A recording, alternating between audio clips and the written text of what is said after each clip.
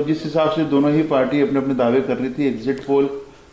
देखिए, प्रसव पीड़ा प्रारंभ हो चुकी है। 24 घंटे का समय शेष बचा है।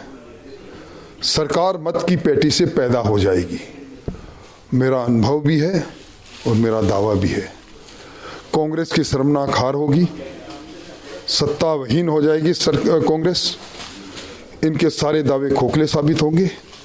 भारतीय जनता पार्टी दुनिया के सबसे लोकप्रिय नेता नरेंद्र मोदी जी के नेतृत्व में यहाँ जन आकांक्षाओं के अनुरूप सरकार बनाएगी। राठौड़ साहब, दावे आपके भी है, कांग्रेस के भी है। डोटासरा जी कह रहे हैं कि परिणाम चौंकाने वाले होंगे और कांग्रेस के पक्ष में होंगे। हाँ, परिणाम चौंकाने वाले होंगे। डोटासरा जी सही कह रहे हैं। डोटासरा जी सहित कई लोग खेत हो जाएंगे तो परिणाम निश्चित तौर पर चौंकाने वाले होंगे ही।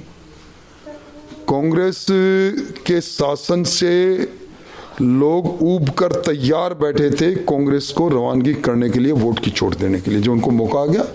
और मैं समझता हूं जब परसों इस वक्त आपका टीवी चैनल दिखा रहा होगा तो बीच में मुझे भी दिखा देना, जिसमें मैं 124 सीटों का दावा कर रहा हूं। आपके दावा स्पष्ट बहुमत का आप कर रहे हैं।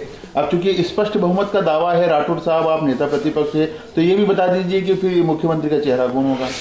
मुख्यमंत्री जी का चेहरा वो होगा जिसके सर पर ताज आलाकमान रखेगा दुनिया के सबसे लोकप्रिय नेता नरेंद्र मोदी जी के चेहरे से निकल कर एक चेहरा आएगा, उसके पीछे हम मजबूती से खड़े हो जाएंगे। आप चूंकि राजनीति के पुराने दिग्गज खिलाड़ी रहे हैं और पार्टी में जो बीजेपी विधायक है उनके नेता भी है, क्योंकि दावा अलग बात है कि आपका दावा है कि आपकी स्पष्ट बहुमत की सरकार बन रही है, कांग्रेस भी यही दावा कर रही है, लेकिन मत पिटारा खोलने से पहले की जो तैयारियां है, खास तौर पर जो तमाम विधायकों से बातचीत करना, वो विधायक जो जीतने की स्थिति में है लेकिन आपकी पार्टी के नहीं है, निर्दलीय है, विचारधारा से जुड़े हुए, उनसे संपर्क करना, ये काम भी शुरू हो चुका है, क्योंकि लोग कह रहे हैं कि बीजेपी बी प्लान पे काम शुरू कर चुकी है। कोई बी प्लान बीजेपी का कभी रहा ही नहीं। दो चेहरे लेकर राजनीति करना बीजेपी की आदत में शुमार नहीं है।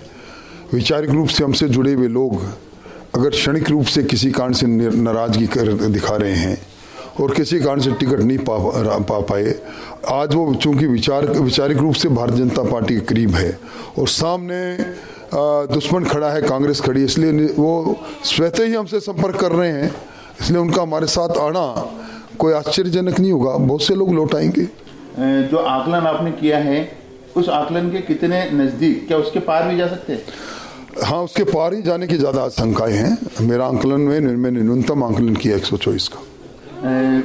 अशोक गहलोत जी का दावा है कि इस बार तमाम जो आकलन है बीजेपी नेताओं के वो फेल हो जाएंगे, क्योंकि जो गारंटियां उन्होंने दी है, जो स्कीम्स वो लेकर आए हैं, उसके बलबूते इस बार जो सरकार है वो नहीं बदलेगी, बल्कि जो रिवाज है राजस्थान का वो बदल जाएगा। देखिए, रिवाज निश्चित तौर पर बदलेगा और भारतीय जनता पार्टी प्रचंड बहुमत से आएगी और गारंटी इस बात की है कि अशोक गहलोत जी की रवानगी है। ये राजस्थान के आवाम की गारंटी है। बात की जाए राजस्थान के अलावा और जो 5 स्टेट्स है, चूंकि क्या कहता है कि आपको जो एग्जिट पोल है वो लगातार जो अलग अलग दावे करे, खासतौर पे छत्तीसगढ़ की बात की जाए तो बीजेपी और कांग्रेस के बीच कांटे का मुकाबला दिखाया जा रहा है। देखिए, एग्जिट पोल भी एक अनुमान है और राजनीतिक विश्लेषक का भी एक अनुमान है। मैं कह सकता हूं कि तमाम राज्यों में भारतीय जनता पार्टी का प्रदर्शन पूर्व से बड़ा अत्यंत बेहतर होगा। लास्ट सवाल, 2 दिन बाद मतलब 3 तारीख को मतपेटियां खुलना शुरू हो जाएगी, उसके ठीक पहले क्या राजन राठौड़ जी अपने क्षेत्र में रहेंगे या जयपुर में रहकर जो तमाम? नहीं, मैं मतगणना में जाऊंगा, अपने क्षेत्र में जाऊंगा, मतगणना करा के फिर लौटूंगा।